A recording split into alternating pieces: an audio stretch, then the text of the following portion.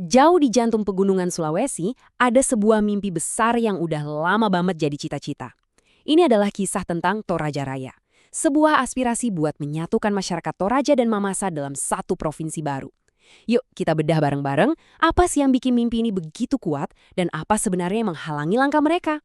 Jadi ceritanya gini, udah dari dulu ada keinginan buat menggabungkan tiga wilayah yang secara budaya itu mirip banget ke dalam satu payung pemerintahan baru. Dan ini bukan cuma soal politik loh, tapi lebih ke aspirasi yang akarnya itu dari sejarah dan identitas mereka yang sama. Nah, tiga pilar utama Provinsi Impian ini adalah Kabupaten Tanah Toraja, Toraja Utara, dan Mamasa.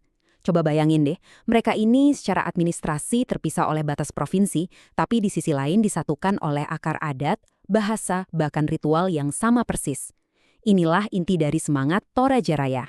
Pertanyaannya jadi sederhana kan?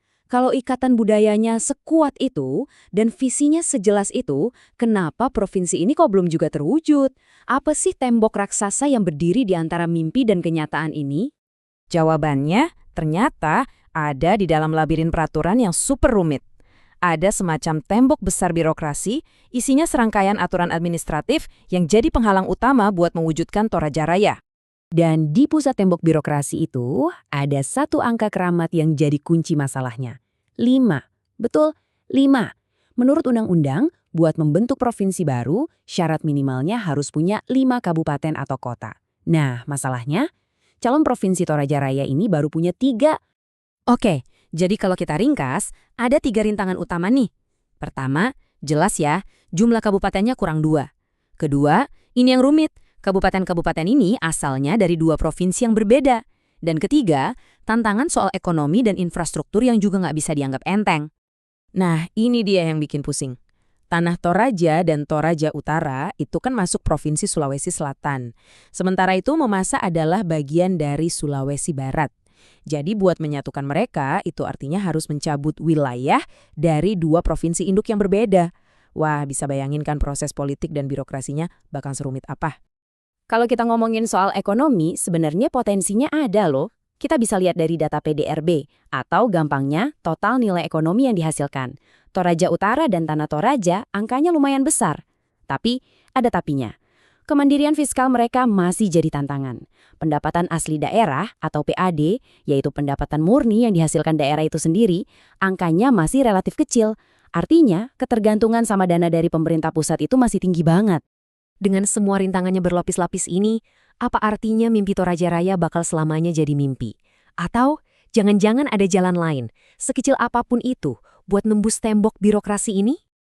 Ternyata ada satu strategi utama yang lagi dipertimbangkan, yaitu pemekaran wilayah. Ini bisa dibilang jalan yang sangat terjal dan panjang, tapi dianggap sebagai satu-satunya cara buat memenuhi syarat administrasi yang paling dasar tadi. Apa sih pemekaran itu? Gampangnya gini, ini adalah proses sebuah daerah membelah diri. Jadi, satu kabupaten induk dibagi buat menciptakan satu atau lebih kabupaten baru. Tujuannya sih mulia, biar pelayanan publik lebih dekat ke masyarakat dan pembangunan lebih cepat. Nah, dalam konteks Toraja Raya, tujuannya udah jelas banget.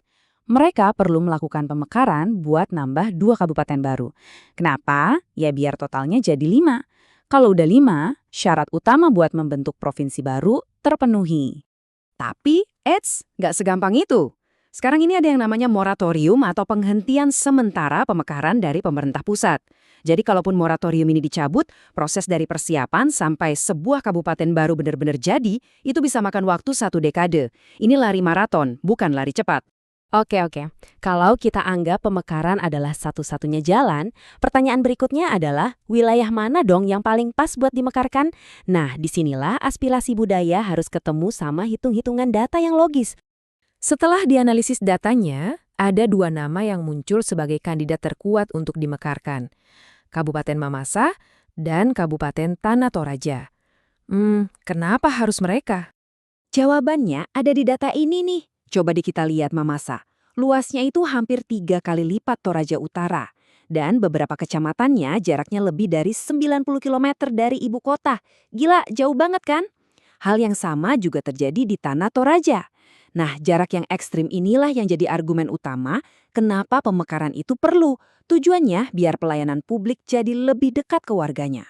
Pada akhirnya, semua perdebatan ini bisa kita rangkum dalam satu kalimat yang kuat ini. Secara budaya dan geografis, mereka itu solid banget, nggak bisa dibantah. Tapi langkah mereka terhenti oleh aturan hukum dan administrasi yang kaku. Ini adalah pertarungan klasik antara identitas melawan birokrasi. Dan ini membawa kita ke pertanyaan terakhir. Kira-kira, mampukah kekuatan aspirasi budaya yang sudah bertahan selama bertahun-tahun ini pada akhirnya menemukan jalan keluar dari labirin birokrasi yang rumit? Hanya waktu yang akan menjawab, apakah Provinsi Toraja Raya akan selamanya menjadi sebuah provinsi impian atau suatu hari nanti menjadi kenyataan?